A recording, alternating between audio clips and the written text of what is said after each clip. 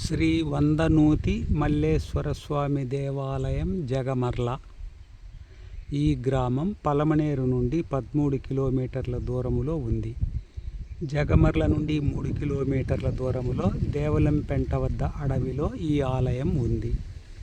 సమీపంలో దేవాలయాలు లేని కాలములో దేవలం చెంత ఉన్న పేటగా దేవలంపెంటగా మారినది. జగమర్ల, తుంబపాలెం, కీలపట్ల దారులు కలిసే చోట ఈ ఆలయం ఉంది. తుంబపాలెంనకు 4 కిలోమీటర్ల దూరం ఉంటుంది. పుంగనూరు జమీందారీలోని కీకారణ్యములో ఉన్న ప్రత్యేక ప్రపంచమిది. ప్రకృతి కనువిందు చేసే దృశ్యాలతో, పక్షుల కిలకిల రావాలతో, చల్లని పిల్లగాలులతో, ఎటు చూచినా పెట్టని కోటవలే ఉన్న కొండలతో సహజ వాతావరణములో ఉంది.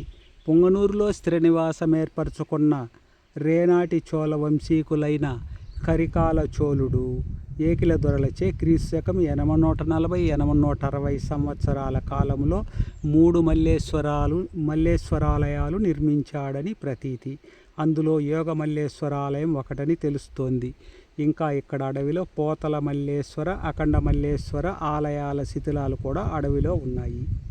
ఈ ఆలయం పూర్వకాలంలో 120 అడుగుల పొడవు, 60 అడుగుల వెడల్పు కలిగిన కోట వంటి శిథిల ముడిరాయి ప్రహరీలో ఉంది. ప్రహరీతో కలిసిన పూర్వాభిముఖ గాలిగోపురం కూలిపోయి శిథిలాలు ఉన్నాయి. ప్రస్తుతం ఆలయం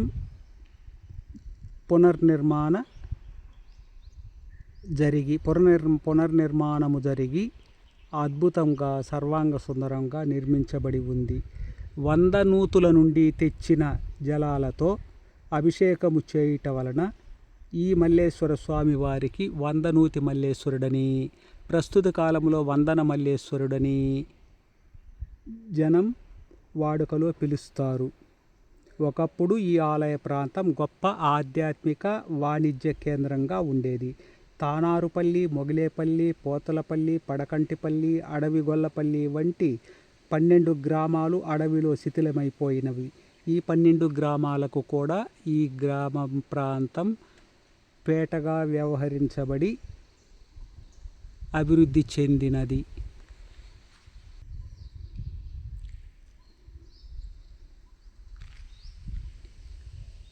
ఈ ఆలయం యోగి మల్లేశ్వరుని పేర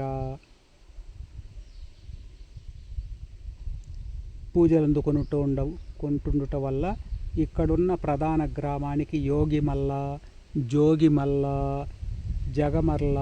జగమల్ల అనే పేరు జనవాడుకైనట్లు తెలియచున్నది.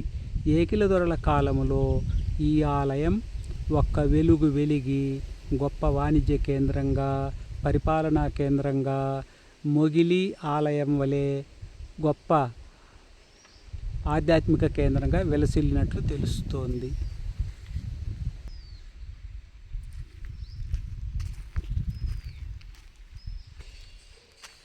అటవీ వాతావరణంలో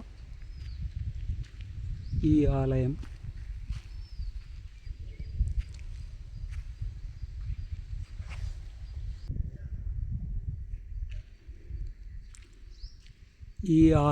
మొట్టమొదటగా 2000వ సంవత్సరములో ఈ ప్రపంచానికి తెలిసింది. అంతవరకు ముళ్ళ పొదలతో కప్పబడి గోపురం శిఖరాగ్రము వరకు ముళ్ళ తీగలు అల్లుకొని ఆలయం ఉన్నట్లే కనిపించటం లేదు. అప్పుడు ఈ ఆలయ ప్రాంతమంతా నిధుల దొంగలచే త్రవ్వబడి పూర్తిగా శిథిలమై ఉండేది. తరువాత కాలంలో భక్తుల ఆశయాల మేరకు, దాతలు సహాయాలతో ఈ ఆలయం ప్రస్తుత పరిస్థితికి రూపుదిద్దుకొన్నది.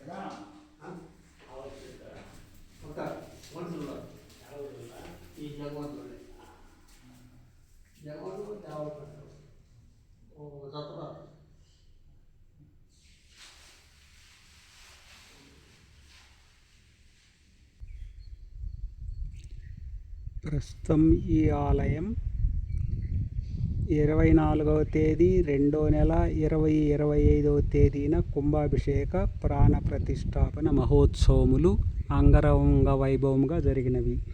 ఆలయంలో ప్రస్తుతం నూతన శివలింగము, పార్వతీదేవి, వినాయకుడు, సుబ్రహ్మణ్య స్వామి, ఆంజనేయ స్వామి స్థాపించబడినారు. ఈశాన్యంలో నాగదేవతలు, తూర్పున అనుబంధముగా గోశాల ఉన్నాయి.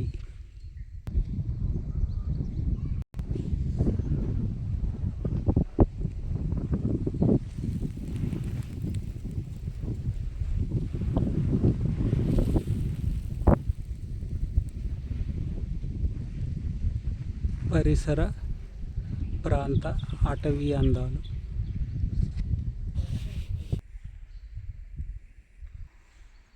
గోశాల, నాగదేవతలు. ఈ ఆలయములో నిత్య పూజలు, వార పూజలు, మాస పూజలు, పండుగ పర్వములందు పూజలు, అమావాస్యకు, పౌర్ణమికి, మహాశివరాత్రికి గొప్ప పూజలు జరుగుతాయి.